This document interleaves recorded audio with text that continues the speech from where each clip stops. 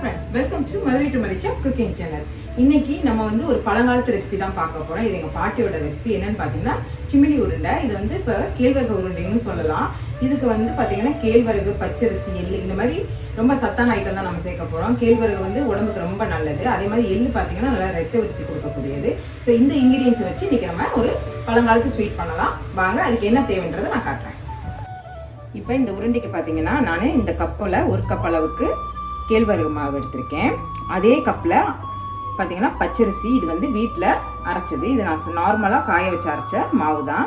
So ரெண்டுமே வந்து ஈவனாக இருக்கணும். ஒரு கப்பாக கேழ்வரகுனா அதே அளவுக்கு பச்சரிசி எடுத்துக்கணும். இப்போ இந்த கப்பில் அரை கப் அளவுக்கு எள் எடுத்திருக்கேன், கருப்பு எள்.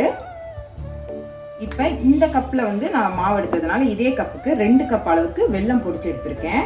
நல்லா அந்த மாதிரி துருவி வச்சுக்கோங்க வெல்லத்தை. இப்போ ஒரு அரை முடி தேங்காய் துருவி எடுத்துக்கலாம். பாருங்கள் இந்த மாதிரி. அடுத்து இதுக்கு வந்து மெயினாக வந்து நல்லெண்ணெய் சேர்த்துக்கோங்க.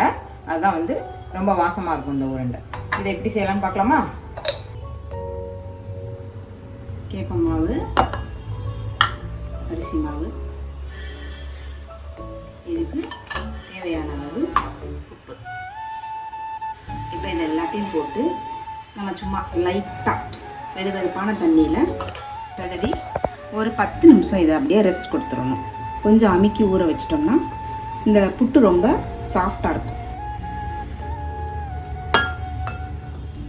இது வெறும் கேப்ப மாவுலையும் நம்ம செய்யலாம். கேப்ப மாவில் நம்ம செய்யும்போது அது ஒரு நாள் விட்டு மறுநாள் சாப்பிடும்போது கொஞ்சம் ட்ரை ஆயிரும். அதனால தான் இதில் வந்து கொஞ்சம் பச்சரிசி மாவு நம்ம கூட கலக்கிறோம். இந்த பச்சரிசி மாவு வந்து நம்ம வீட்டில் அரைச்ச மாவும் கலந்துக்கலாம். நீங்கள் பேக்கெட் மாவு கடையில் வாங்குறதா இருந்தாலும் நல்லா தான் இருக்கும், ஒன்றும் பிரச்சனை இல்லை. இப்போது நான் 2 கப்பு மாவு எடுத்திருந்தேன் இல்லையா? ஒரு கப்பு கேப்ப மாவு, ஒரு கப்பு அரிசி மாவு. அதுக்கு வந்து இதில் வந்து 3/4 கப் அளவுக்கு தண்ணி எனக்கு தேவைப்பட்டுச்சு. நீங்களும் அதே மாதிரி சேர்த்துக்கலாம். சில மாவு ஐட்டத்துக்கு பார்த்தீங்கன்னா இன்னும் பொதும்பி வர்றதுனால இன்னும் தண்ணி வந்து கூட குறையாகவும் இருக்கலாம்.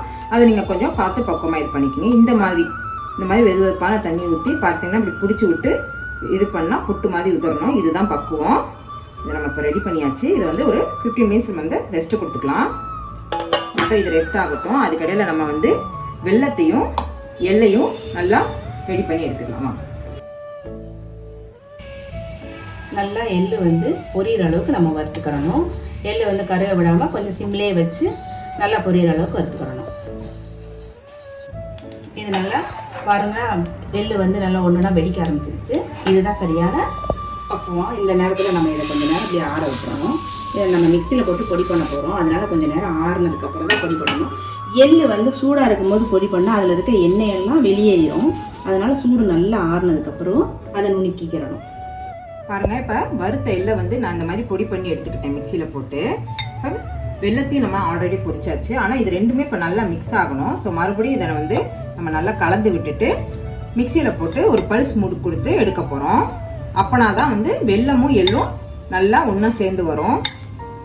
இதை பாருங்கள், இப்போ எள்ளும் வெல்லமும் நல்லா மிக்ஸ் ஆயிடுச்சு. இதை நம்ம இந்த பவுலில் கொட்டி தனியாக எடுத்து வச்சுக்கிடுவோம். இட்லி பானையில் நம்ம தண்ணி ஊற்றி இட்லியை புட்டை வைக்கிற மாதிரியேவும் துணி போட்டு இந்த மாவை நல்லா அவிச்சு எடுத்துக்கிறணும். ஒரு 15 நிமிஷம் இதை மூடி போட்டு மீடியம் ஃப்ளேமில் வச்சு அவிச்சு எடுத்தால் போதும். இப்போ நம்ம 20 நிமிஷம் இந்த கேப்ப மாவை பெதறி வேக வச்சாச்சு. எப்படி வெந்திருக்குன்னு பார்க்கலாம். பாருங்கள், இது ரொம்ப நல்லாவே வெந்துருச்சு. இந்த பாருங்கள், நல்லா உதிரியாக நல்லா வெந்துருச்சு. இப்போ இதோட நம்ம நுணுக்கி வச்ச எள்ளு வெல்லம் கலவையை இதில் சேர்த்து நம்ம ஒன்றா மிக்ஸ் பண்ணுறோம்.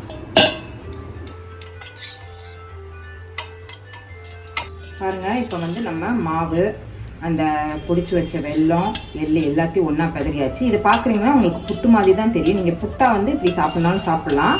ஆனால் நம்ம வந்து இதை வந்து சிமிலி உருண்டை பண்ண போகிறோம்.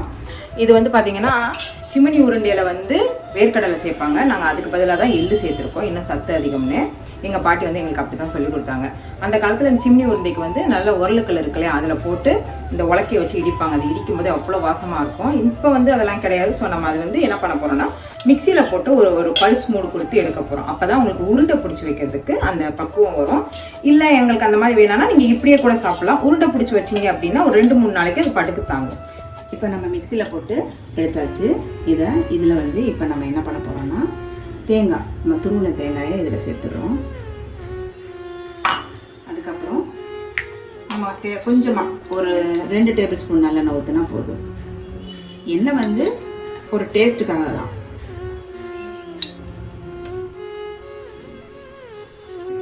இப்போ பாருங்கள், இதை நல்லா மிக்ஸ் பண்ணிட்டோம். இப்போ நம்ம இதை வந்து எந்த அளவுக்கு தேவையோ அதை ஒரு லட்டு உருண்டை மாதிரி நம்ம பிடிக்க போகிறோம்.